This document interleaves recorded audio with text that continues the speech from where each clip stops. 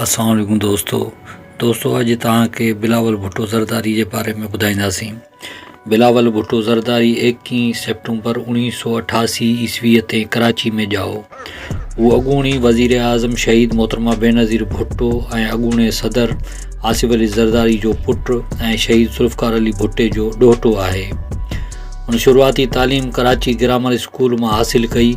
संदसि अमड़ बेनज़ीर भुट्टो जॾहिं ॿियो भेरो वज़ीर आज़म थी त बिलावल फ्रोबिलस इंटरनेशनल स्कूल इस्लामाबाद में दाख़िलु थियो।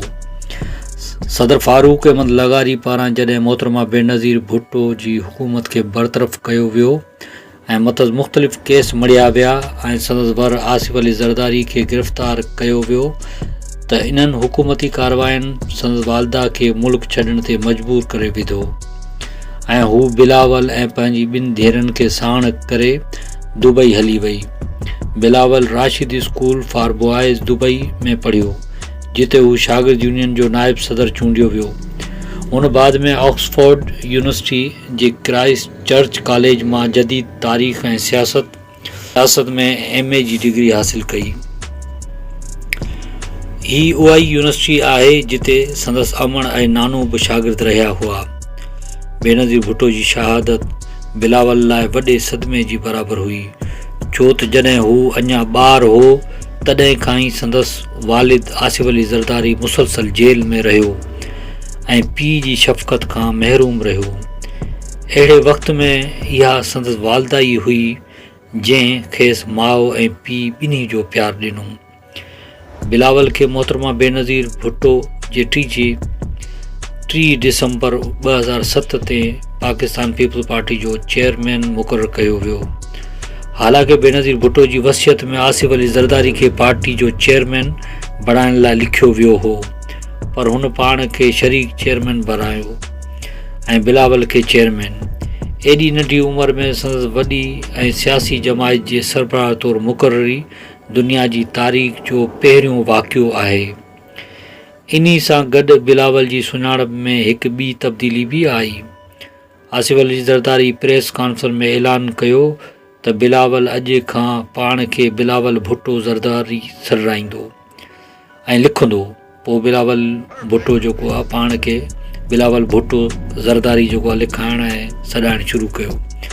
बिलावल भुट्टो ज़रदारी पार्टी जी वाघ संभालण खां अॻु ऑक्सफोर्ड यूनिवर्सिटी मां पंहिंजी तालीम मुकमल कई। तेसीं ताईं पार्टी जूं ज़िम्मेवारियूं आसिफ अली ज़रदारी संभालींदो रहियो। बिलावल भुट्टो पंहिंजी शहीद वालदा जी तदफ़ीन में बाद में वालिद जे सदर तौरु कसम खणण वारी तक़रीब में शिरकत लाइ ख़ुसूसी तौरु पाकिस्तान आयो। बिलावल अंग्रेज़ी, उर्दू ऐं अरबी ॻाल्हाए सघंदो आहे। हू टाइकोवांडो जो ब्लैक बेल्ट, घोड़े सवारी ऐं क्रिकेट जो शौक़ीन आहे। बेनज़ीर भुट्टो जी हिकु साहेड़ी विक्टोरिया फील्ड जो चवणु आहे त बिलावल जी माउ सां ॾाढी प्रीत हुई ऐं हू माउ जो फर्माबरदार पुटु आहे। 2008 ईस्वी में ॾिनल हिकु इंटरव्यू में सियासत में अचण बाबति बिलावल भुट्टे चयो हो त फ़िलहाल कुझु चई नथो सघिजे, वक़्तु अचण ते ॾिसंदासीं। आउं पाकिस्तान जे माण्हुनि जी मदद करणु चाहींदुसि, पर इहो फ़ैसिलो तालीम मुकमल करण बाद कंदुसि, पर वक़्तु ऐं हालतुनि मथसि वक़्त खां अॻु इहो फ़ैसिलो मिड़ी छॾियो ऐं खेसि सियासत में अचिणो पियो। 2018 वारनि आम चूंडनि में बाक़ाइदे तौरु पाकिस्तान पीपल्स पार्टी जे मंशूर में खेसि पार्टी जो चेयरमैन नामज़द कयो वियो। साॻी इलेक्शन में लाड़कानी जे तक NA 200 तां अगस्त 2018 में क़ौमी असेंबली जो चेयरमैन मुंतख़िब थियो। मार्च 2019 ईस्वी में क़ौमी असेंबली जे इंसानी हक़नि वारी स्टैंडिंग कमेटी जो बिना मुक़ाबले चेयरमैन मुंतख़िब थियो। अप्रैल 2022 में पाकिस्तान तहरीक इंसाफ़ जी हुकूमत ख़त्म थियण खां पोइ बिलावल भुट्टो ज़रदारी पाकिस्तान जो वज़ीर ख़ारजा मुक़ररु थियो। अॼु बिलावल भुट्टो ज़रदारी में जेको आहे पूरी क़ौम जूं उमेदूं आहिनि ऐं बिलावल भुट्टो ज़रदारी जेको आहे वज़ीर आज़म थियण वारो आहे पाकिस्तान जो। 2024 जी जेका इलेक्शन थींदी उन में घणो चांस इहो आहे त बिलावल भुट्टो जेको ज़रदारी जेको आहे बेनज़ीर जो जेको फर्माबरदार पुटु उम्मीद ऐं सिंध जो शहज़ादो बिलावल भुट्टो जेको ज़रदारी जेको आहे वज़ीर आज़म थींदो इंशाअल्लाह।